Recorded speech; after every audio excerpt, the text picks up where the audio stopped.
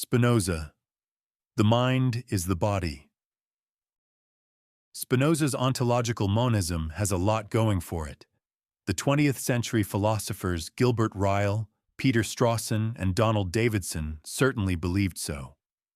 However, despite the coherence of Spinoza's monism when taken exclusively as an ontological position, some of his arguments on free will specifically, which include psychological comments, don't seem to work very well. In other words, Spinoza's metaphysical monism can be upheld without accepting those conclusions which ignored the complexities of human psychology. Ontological monism, conceptual pluralism. Baruch Spinoza expressed his overall monist position in the following way. Mind and body are one and the same thing, which is conceived now under the attribute of thought, now under that of extension. This is an expression of ontological monism in that the mind and body are deemed to be one and the same thing. Spinoza implicitly used the is of identity here, rather than the is of predication. Spinoza's term attribute may need explaining. Rather than the duality of mind and body, here we have the duality of thought and extension. According to Spinoza, the mind's essential attribute is thought. Clearly, Spinoza was reacting to Descartes here. The body's essential attribute is extension. Of course, thought and extension seem to be very different things, yet Spinoza believed that this is only how we conceive of one and the same thing. Thus, if we conceive of X under the attribute of thought, we deem X to be the mind. However, if we conceive of the same X under the attribute of extension, we deem X to be the body. This raises the question, so what is the value of the variable X? The nature of X can be conceived under the former or latter attribute.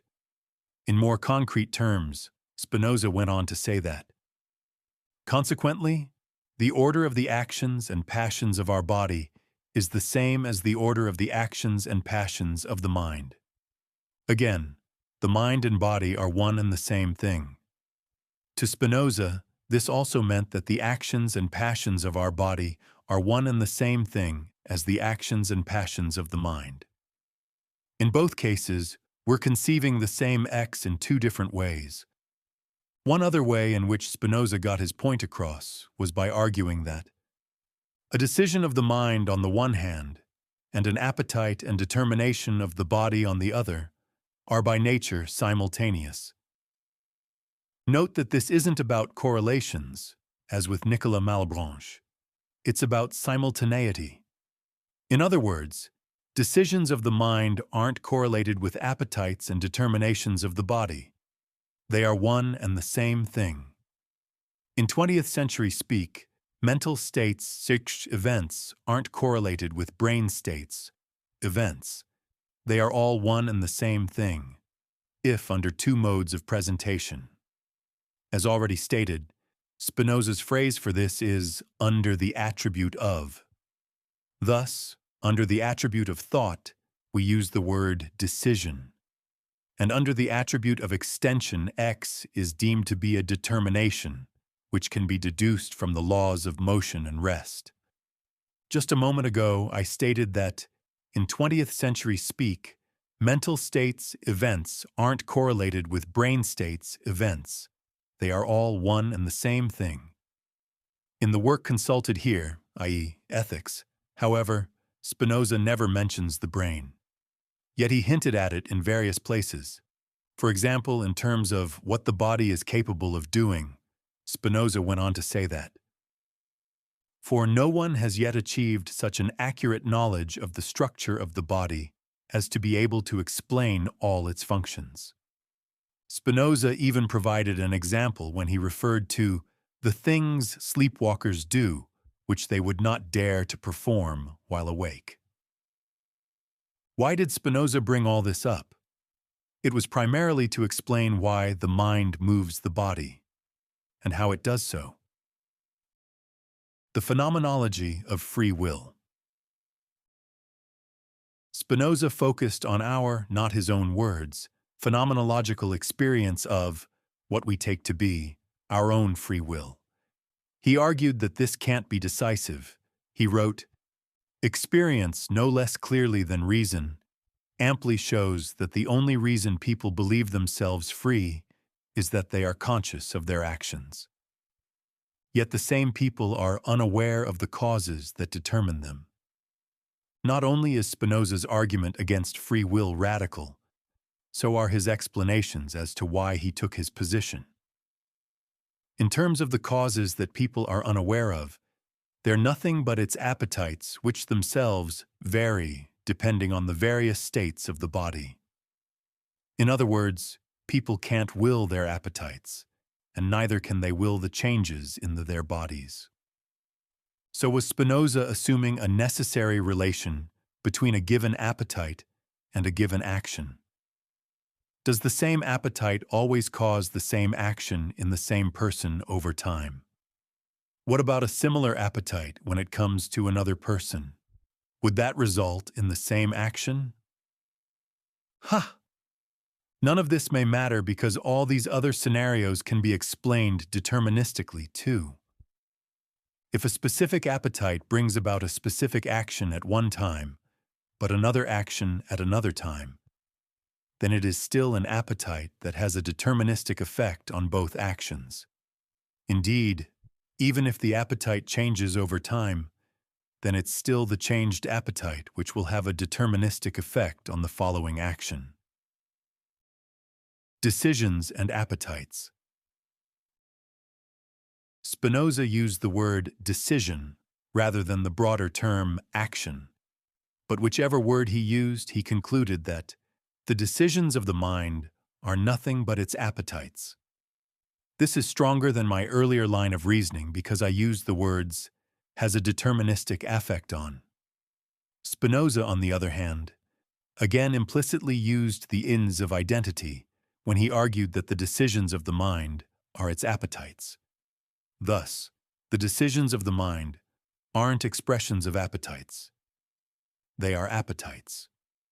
This could be seen as being a proto-behaviorist account of the appetites in that they must always be tied to human actions or decisions. In Rylean, as in Gilbert Ryle, or Wittgensteinian terms, perhaps an unexpressed or unacted upon appetite is not an appetite at all. This still seems odd. An appetite is usually regarded as a natural desire to satisfy a bodily need, especially for food, whereas a decision is deemed to be a mental action or volition. Spinoza, on the other hand, fuses appetite and decision together. There's a further problem here. Spinoza immediately jumps from talking about appetites to talking about emotions. Indeed, he almost says the same thing about emotions as he had just said about appetites.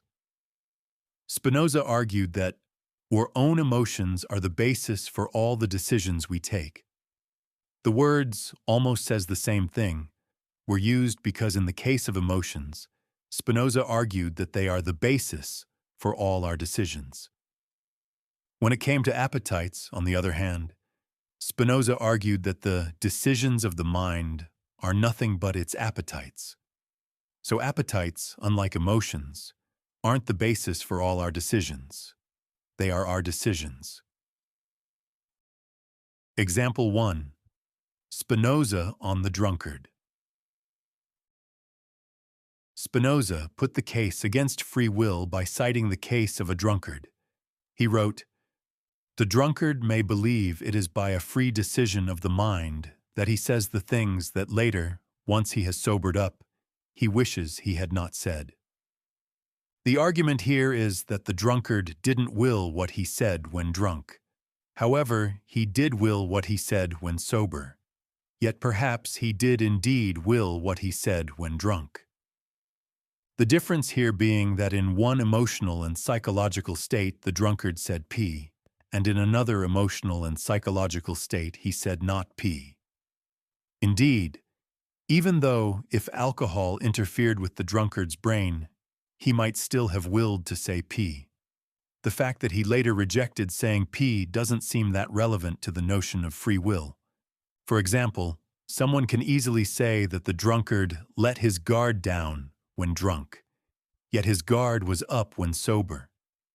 Indeed, perhaps he was more free when drunk, not less so.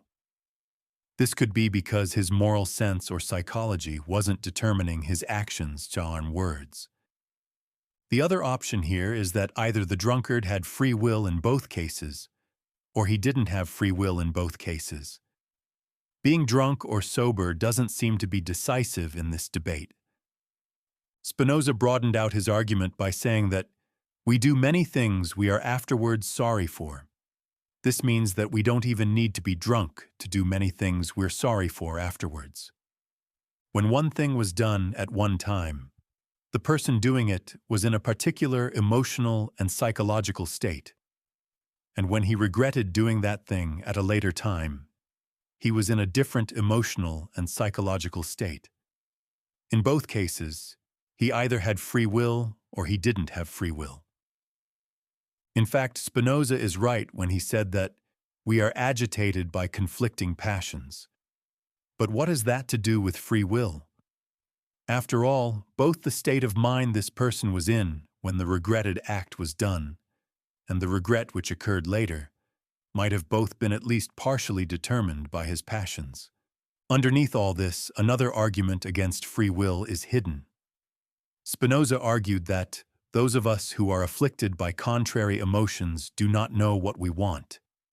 Yet, as before, contrary emotions don't seem to advance the case either for or against free will.